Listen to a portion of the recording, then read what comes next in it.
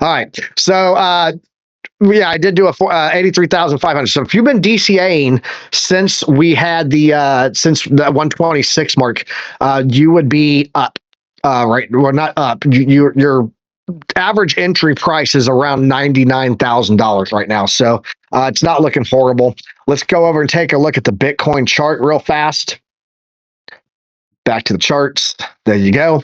Look at the Bitcoin chart. We did yesterday. We talked about that. Look, we're losing this and likely heading down to the platinum pocket. We almost perfectly hit the 887 this morning, and now we're getting a nice doji candle here, guys. Don't be surprised if this wasn't a OC retest and rejection for downside move here. Okay, so we got that retest right there. And this actually could send us lower again. I'm going to give an update on the battle objective, the battlefield chart. Hey, guess what? There's Black Friday sale going on. I'm going to be giving the objectives here. Price ranges coming in. We've got bear market, phase line confirmed bear market, phase line fib 50, and then the objective golden pocket and platinum pocket still coming in below. But hey, Wix Wife Fine 89 is in the house. What's up, Wix Wife? How you doing?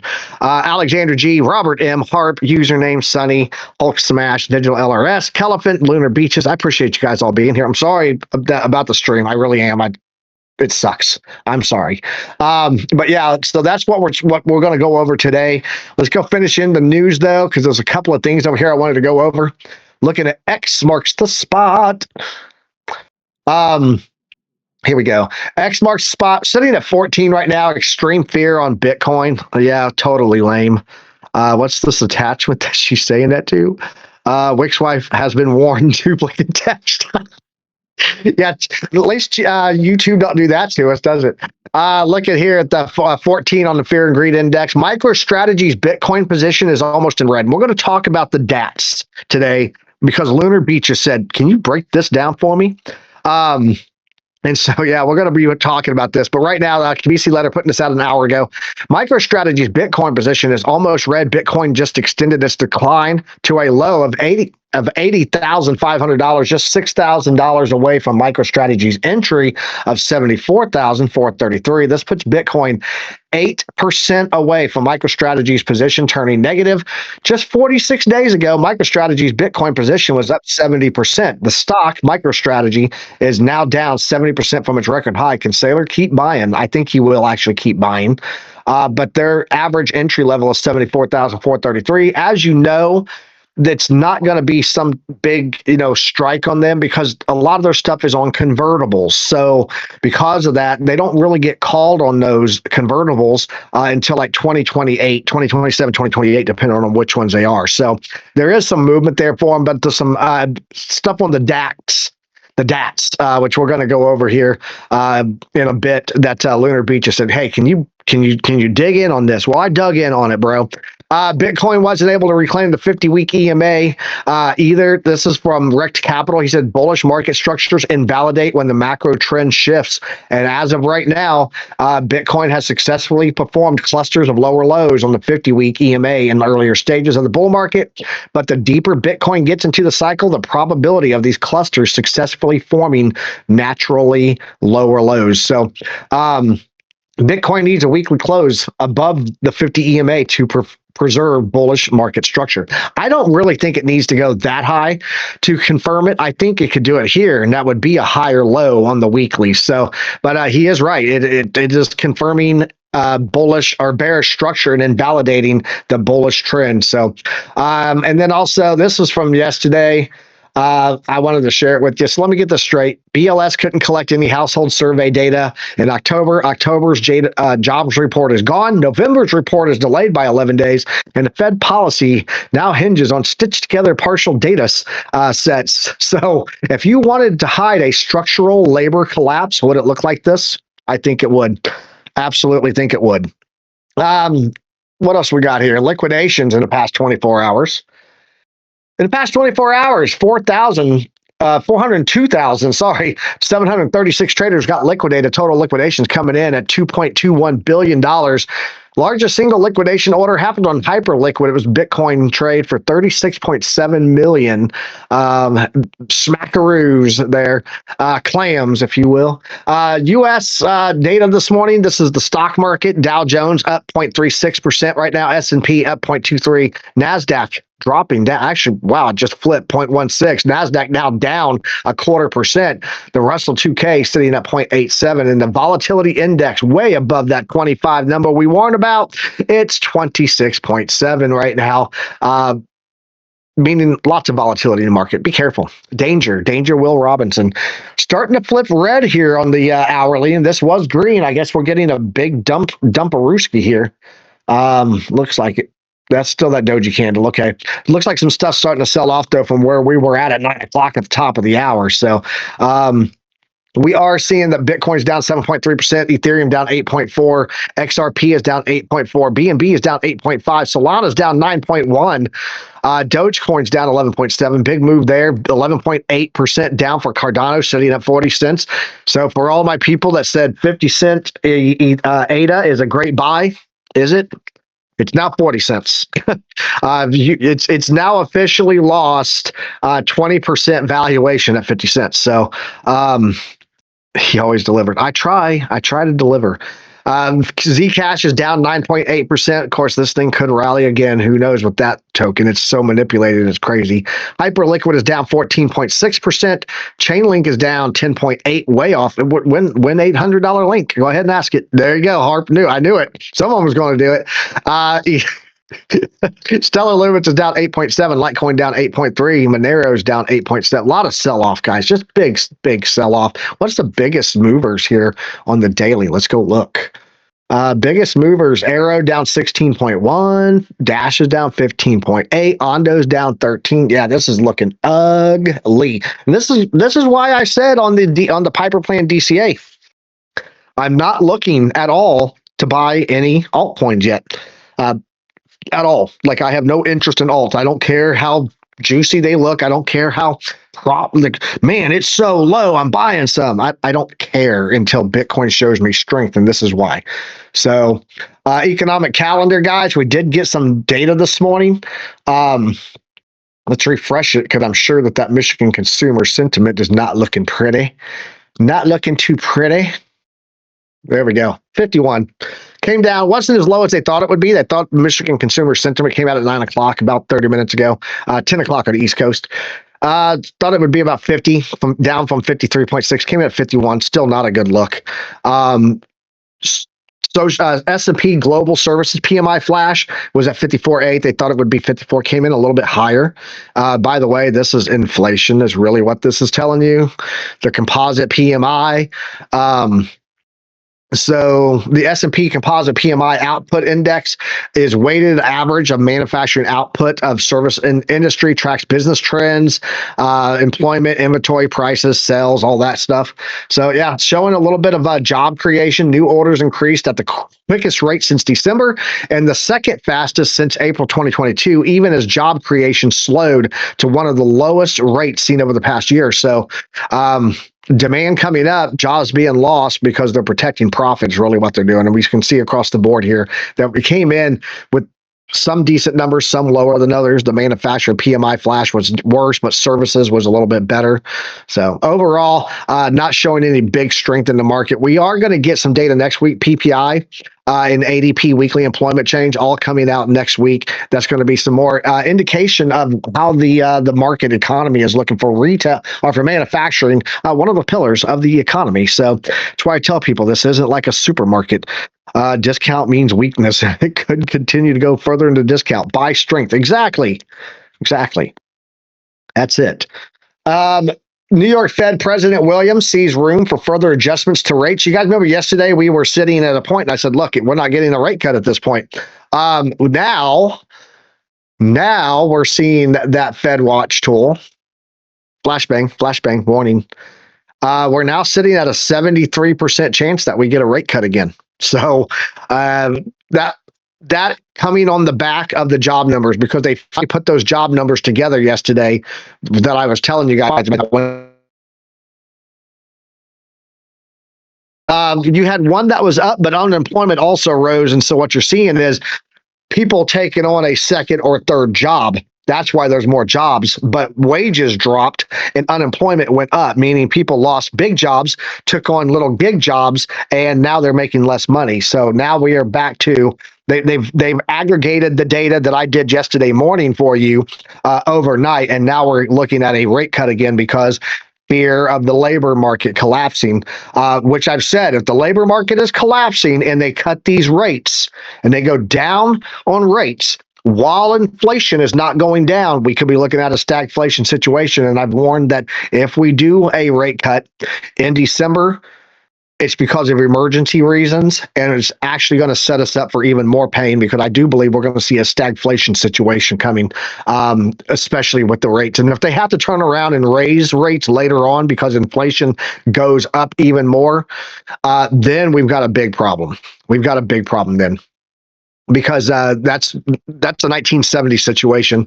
Nvidia's reversal stunned the tech world. What the charts say happens next with the stock. Got a little article here. We'll break this down, and then we'll let OC take over. You can go ahead and share your chart, OC, because I'm using my camera vision here. So when Nvidia earnings came out, we thought, hey, we're going to get this little sigh of relief. It's going to take us higher again. Nope, it didn't do that. Coming into earnings, the stock had done something that hadn't done in the last 2 years, sold off into the numbers.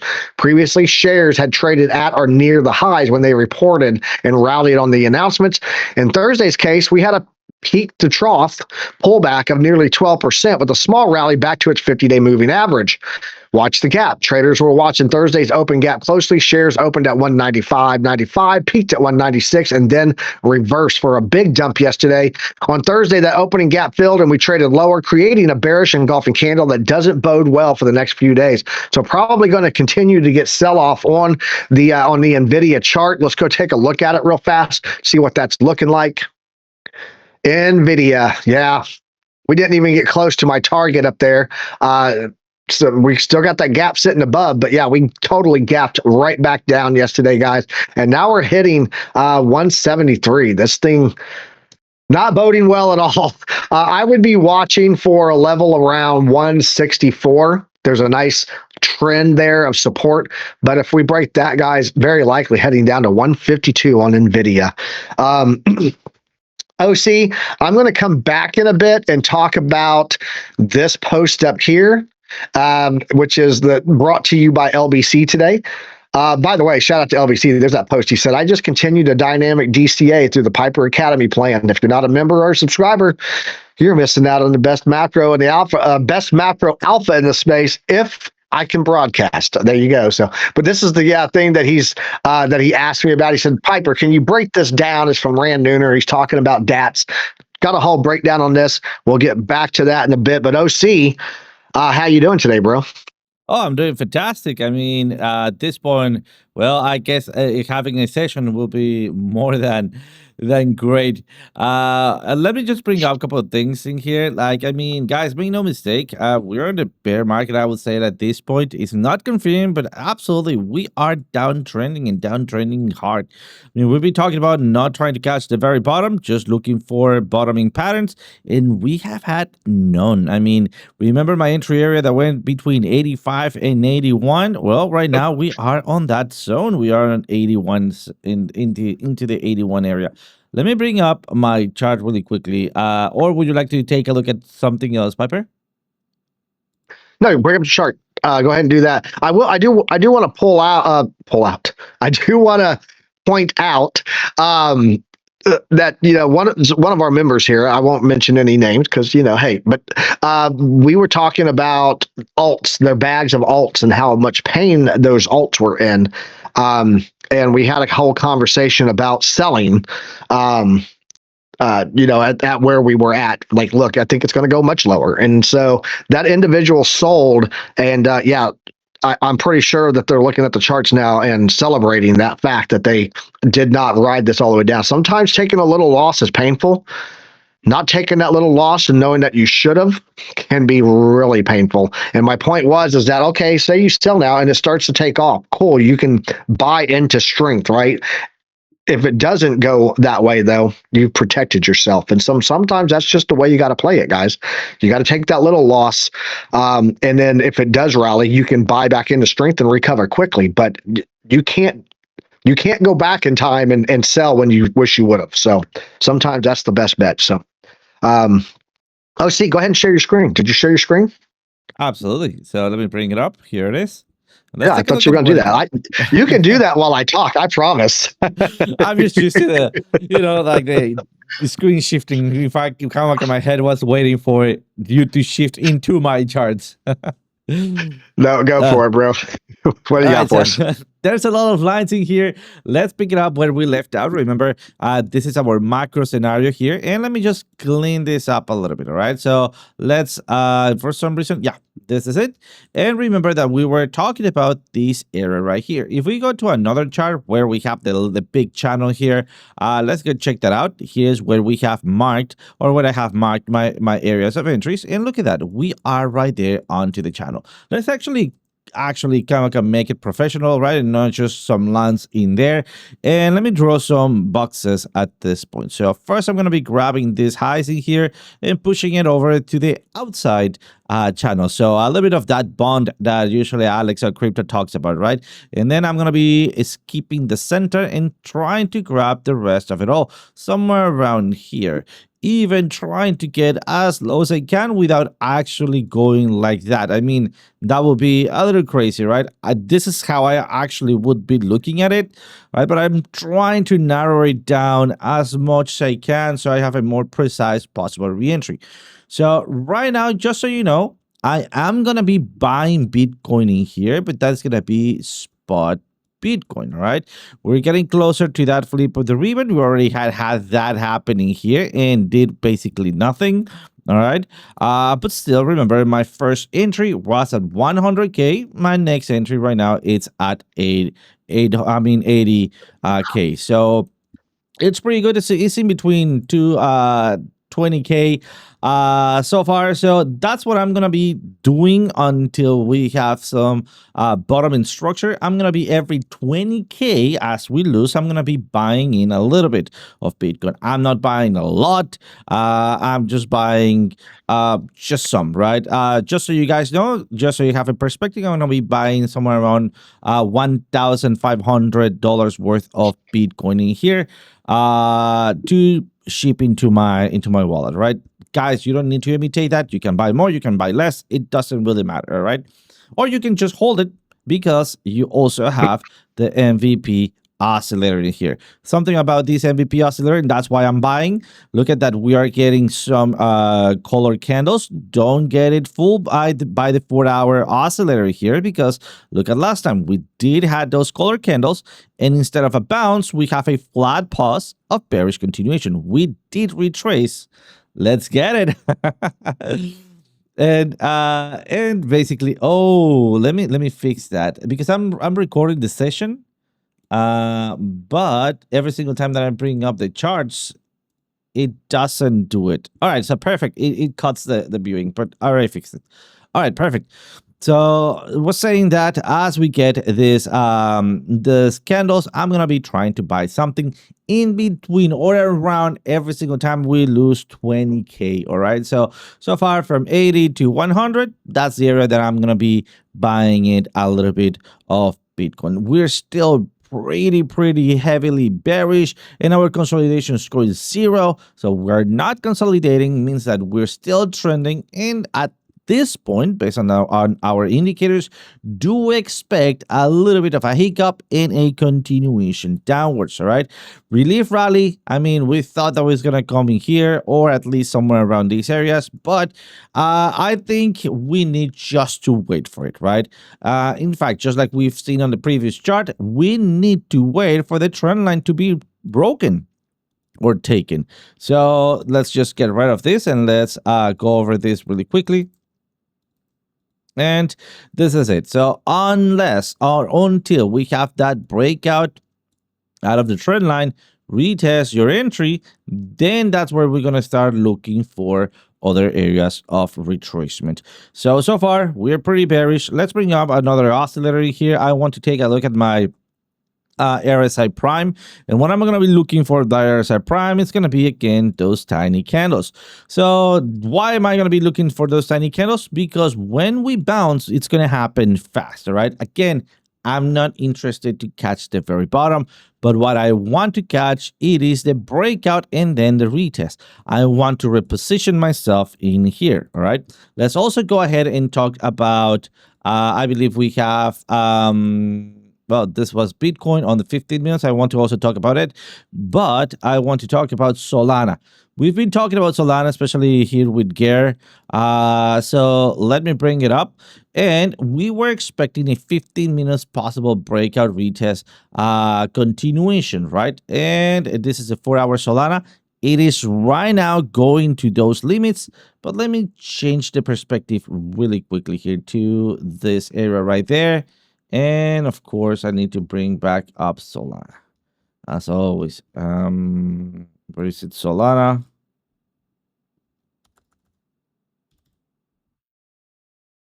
This is the cap. Let me see. Maybe are we doing it on the cap? No, I don't think so. Oh man, come on, Solana, manifest yourself.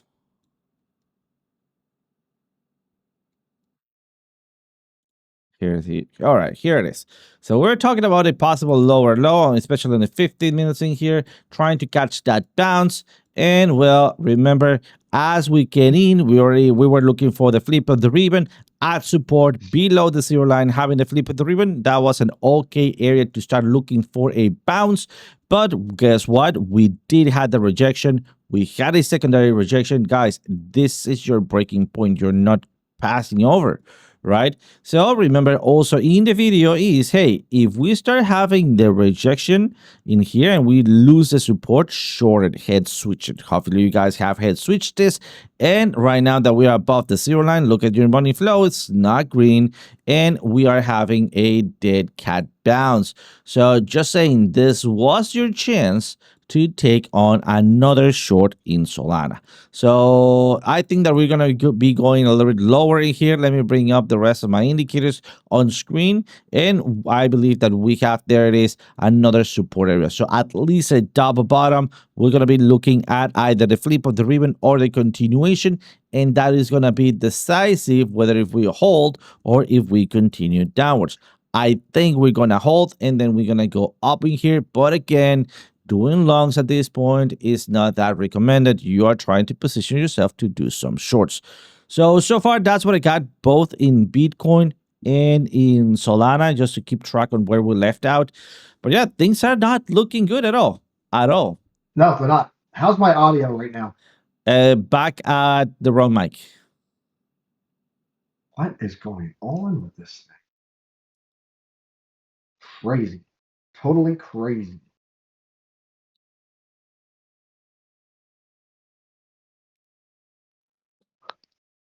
How about now? Perfect. That's perfect? Yep. Okay, cool. Just wanted to make sure. You can hear sound effects? Yes, loud and clear. Okay, cool. Yeah, so excuse me. I want to go over the bonds. Let's do that. Let's do it. Okay. Bonds market.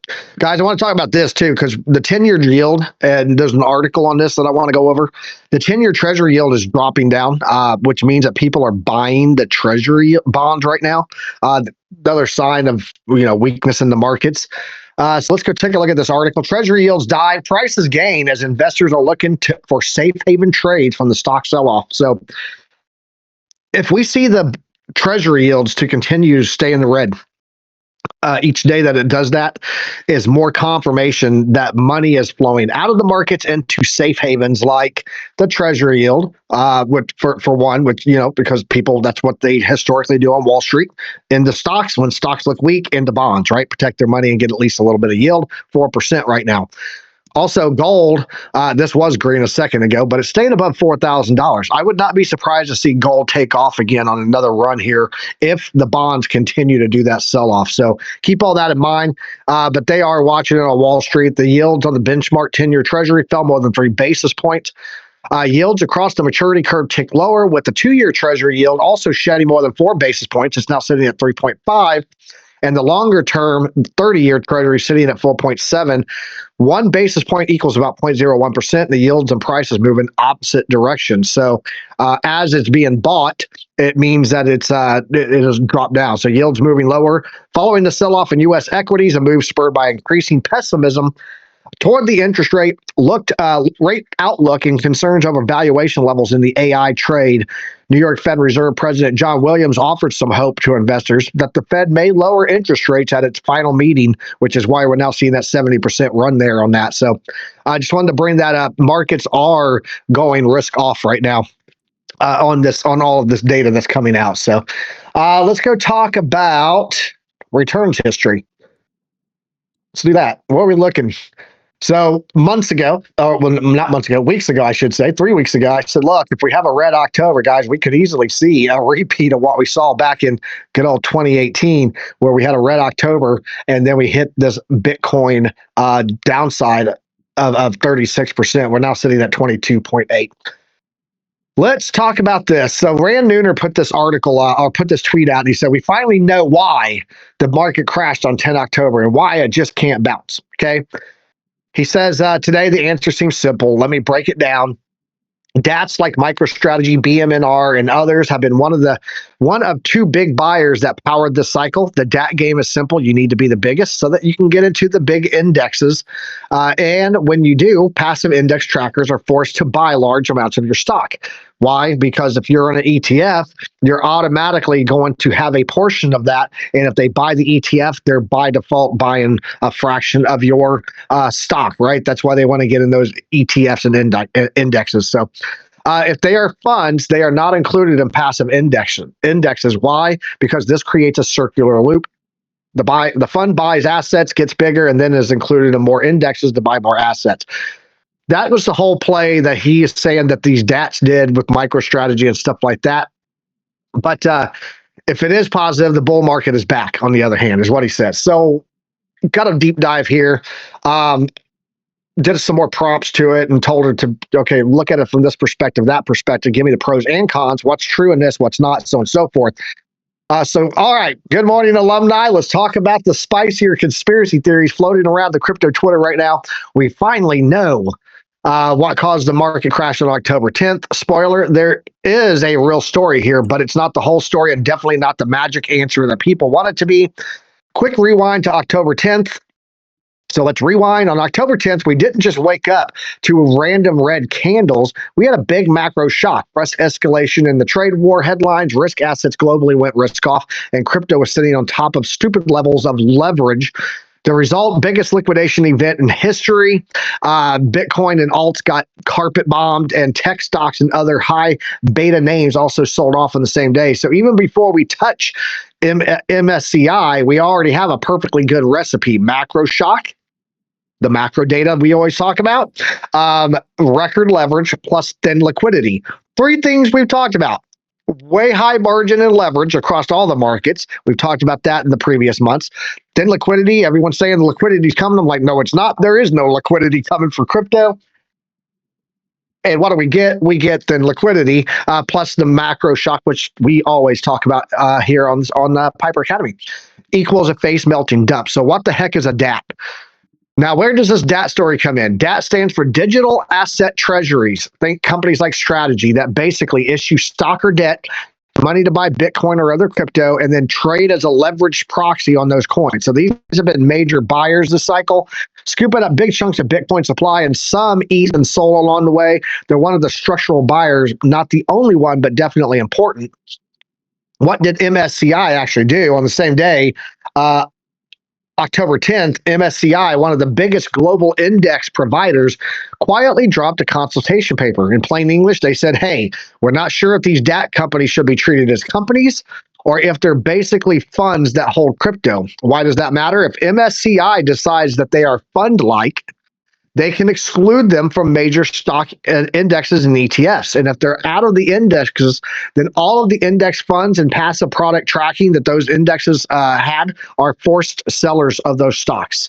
Okay, so MSCI is collecting feedback now. Decision is expected around January 15th. Any changes would hit the February 2026 index review. So yes, there is a real structural risk on the table for these DAT names, okay? What the narrative gets right, though, is that the viral threads are basically right about a few things. DATs have been big buyers this cycle. Indexes inclusion is a part of their business model. If you get into the indices, passive money is forced to buy you. If MSCI decides they're funds and not legit, then they will see forced selling of names like Strategy as passive money rotates out. That would hurt their valuation and make the raise equity buy Bitcoin pump flywheel game a lot harder. So that part of the story is not fantasy. He is correct on that. What the narrative gets wrong and where it goes off the rails is when people say, aha, this is why we crashed on October 10th, and this is why the markets can't bounce. That's where I call nonsense. The primary driver of the October 10th nuke still looks like macro events plus leverage. It's not a methodology PDF from an index company. If this was purely MSCI driven, you'd expect to see the pain show up first and foremost in the DAT stocks, not across the entire crypto complex and high beta equities tied to those trade wars. Because it's not like those companies, those DATs, sold their Bitcoin that they've been buying. So why are we seeing that also, unless people were only buying Bitcoin because they thought that MicroStrategy was going to take it higher? And I don't think that's the case. The reason we haven't had a glorious bounce since this cocktail then is a cocktail of ongoing macro risk because job numbers are still getting worse, inflation's not going anywhere, so on and so forth. ETF flows flipping from big inflows to outflows, which we're seeing. That's retail sales, by the way, retail selling there.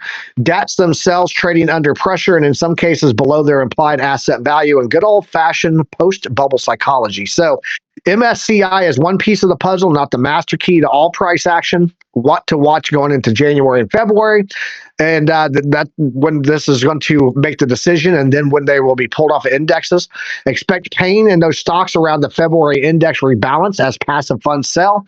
That could bleed into Bitcoin if those treasuries lose premium and they have to de-risk or can't raise easily. If MSCI rolls in favor and keeps them as normal companies, the business model lives to fight another day. Some of the overhang lifts, and you can absolutely see a relief rally, but it does not magically erase macro risk or suddenly guarantee a new bull run overnight.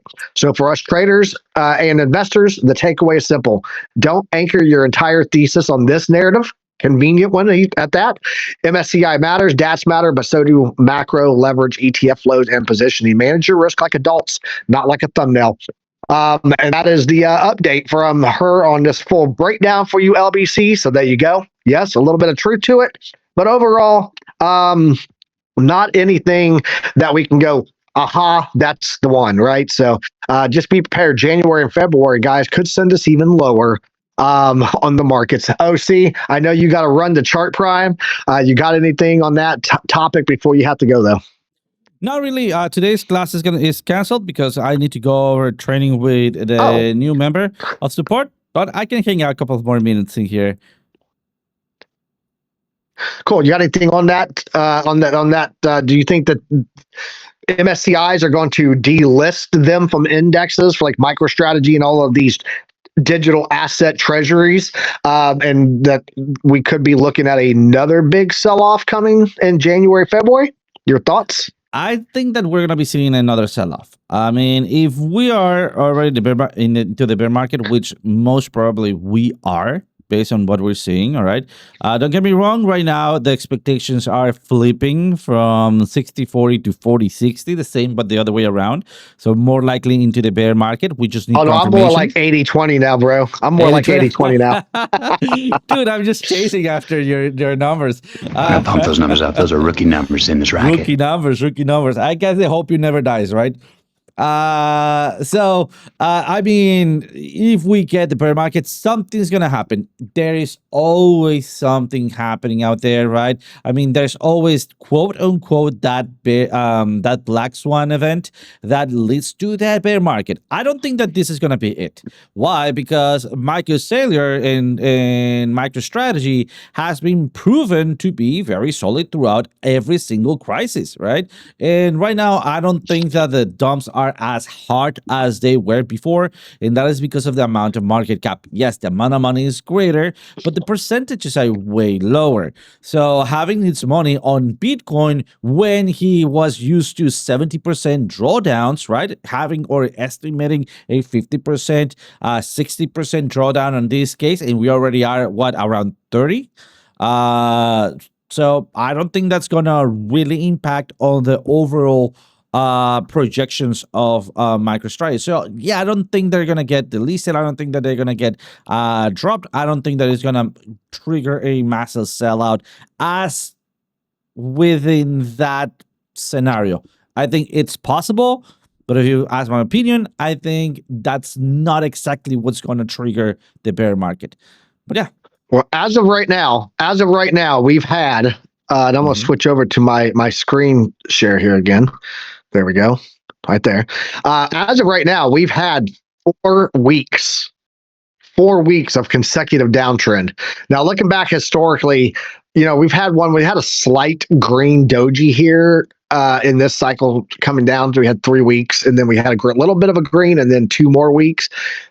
But we haven't seen 4 weeks since Last cycle. June of 2024. June of 2024. We Oh, had you're 4 right. weeks there, and then we had a bounce. If we go back here, though, and look in last cycle, look here. We had 1, 2, 3. Nope, no 4. 1, 2. Nope, no 4. We don't get 4 until we get our rejection up to 52 weeks. So I would say that right now, compared to last cycle, we're looking even worse than last cycle's top to downtrend from the top. So I personally think that we might actually get a record number of downtrend here without a retest of the 52 week before we come in. And I think that's going to happen as the 52 week is turning here. You can see it's coming up and it might turn down, and then by the time that we get there, I think we break a swing fail pattern here. Okay, that's phase line bear market. Okay, which is coming in, by the way, at 74,500. I think we get a swing fail pattern, and then we get that relief rally going into end of Christmas, first week of January, right? Because December, I think that we're still going to get some sell off going into December.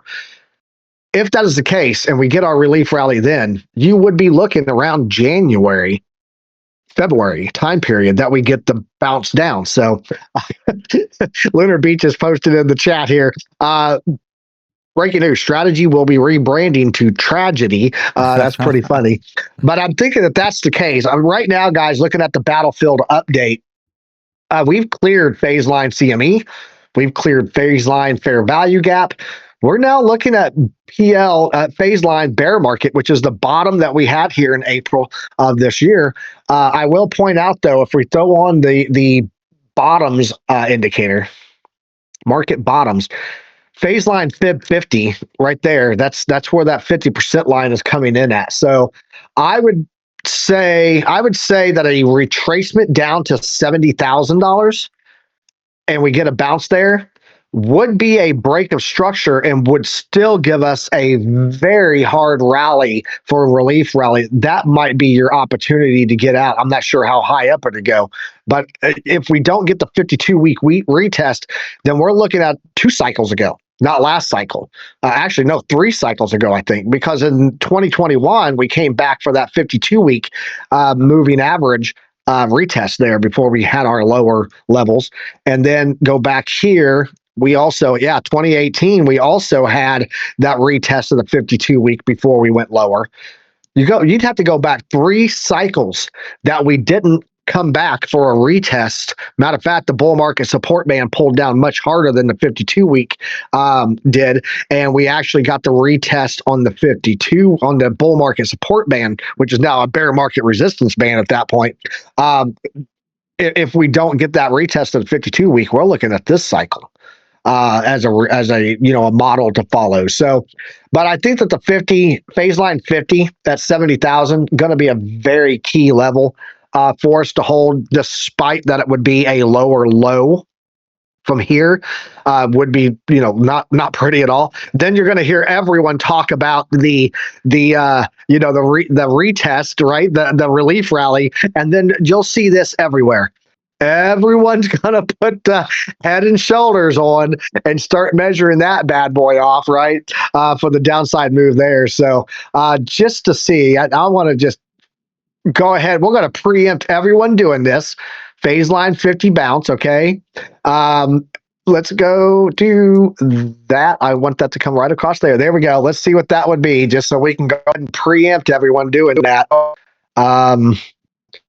Let's take that, bring it in to the break. Oh, look, it would be a 78.6% drop. Why does that matter? Because historically, that's where we've always dropped to. So there's your battlefield update today, guys. Are we setting up for a relief rally that makes a head and shoulders that everyone throws on their thumbnails months from now, only to see us come down and hit what I told you we would retrace back to 6 months ago? Because that's what we always do. That is the big question there. So, OC, what do you got, man? Are you watching anything else? I know you got to run soon, but if you're watching anything else, share it. Let's see it. Sharing is caring. Absolutely. So I'm watching the 15 minutes chart on Bitcoin. I want to take advantage of the volatility. Despite we're not looking for real longs in the higher time frames, well, grabbing that volatility might become into a advantage, right? So I'm looking at the 15 minutes. We have a breakout, and if we go to the 4 hours, the 4 hours, you see that this is where we just now were expecting that little retracement, right? We already have it a couple of minutes ago. Let's go back to it. There it is, right? So early in the morning, and we have not only dynamic reactor, big confluence area, and a reversal. Right now, we're hitting the next loud order block. Something important is that we're finding some support. We just need to wait for 1 or 2 more candles, and I believe that we can make another higher low and then continue ranging here for a little bit, and that is because our consolidation score is being moving or increasing faster. Don't expect a huge ranging here, right? Not at this point. Maybe if we confirm a little bit of a higher consolidation score, somewhere around 5 to 7, we can be expecting a little bit more of a longer range. But at this point, do expect some volatility throughout these 2 channels. Something important right here, it's very bearish, but we're going to be looking for this number right here. As soon as this loud order block disappears, I think the path is clear for a continuation at least to 77K, and that is going to be for today and weekend. Other than that, if you start seeing this rallying up in the 15 minutes, wait for retrace confirmations and jump in with extremely low capital or very, very low leverage. All right, so don't get trapped. I mean, I think now that people are getting more convinced that we are into the bear market, I think that's where they're going to be trying to flip it, especially now that there's low volume, right? Heading to the weekend, low volume. Everybody's excited about the Black Friday event, right? Starting out this week and then the upcoming one. And, well, we might see a little bit of that rally, thinking that Bitcoin might be also into a discount. So just don't get fooled by it and be quick to turn around. Having said that, I'm also looking at the classical hashtag Ethereum, doing exactly the same thing as Bitcoin. We're going for another support area. Let me just bring this up for a second, and we can see that we already have circled a couple of areas that where we can get to. The very first one, this is the higher time frames. It was somewhere around here. We already have that loud order block, so do expect a little bit of a reaction once again on that same order block. And we have the big rejection zone at the top. Then the next one, it is Atom. That's because Adam had that little pump up in here in the 4 hours on the 15 minutes that looked amazing into the charts and the lower time frame charts.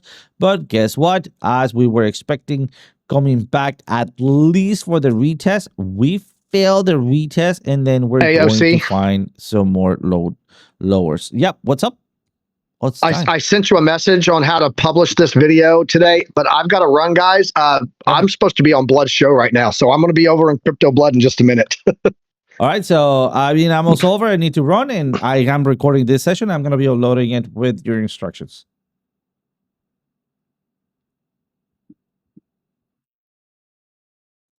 All right, so he did had to run. All right, so guys, thank you so much for jumping in today. Very sorry for the crappy internet. I don't know what happened. It was a very frustrating morning, but other than that, it really makes me happy to see you guys around. Keep an eye on the charts, and of course, we see you guys on Monday. Monday Chart Primes class is gonna be also canceled. And most likely, we're going to be launching Black Friday event throughout this upcoming weekend. But we'll see how that goes. Maybe we'll launch a little bit earlier. So keep your eyes peeled. And as always, see you guys next time.